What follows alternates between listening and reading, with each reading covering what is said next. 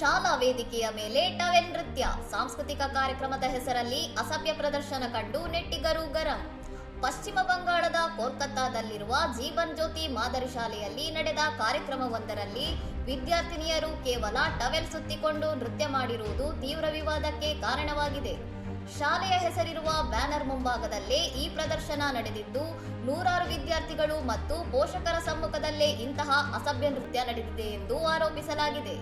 X ಖಾತೆಯಲ್ಲಿ ಈ video ಹಂಚಿಕೊಳ್ಳಲಾಗಿದ್ದು, ಸಾಮಾಜಿಕ ಜಾಲತಾಣಗಳಲ್ಲಿ ವೈರಲ್ ಆಗುತ್ತಿದ್ದಂತೆ ಶಾಲಾ ಆಡಳಿತ ಮಂಡಳಿಯ ವಿರುದ್ಧ ವ್ಯಾಪಕ ಆಕ್ರೋಶ ವ್ಯಕ್ತವಾಗಿದೆ. ಶಾಲಾ ಕಾರ್ಯಕ್ರಮಗಳು ನೈತಿಕ ಮೌಲ್ಯ ಮತ್ತು ಶಿಸ್ತನ್ನು ಕಲಿಸಬೇಕು.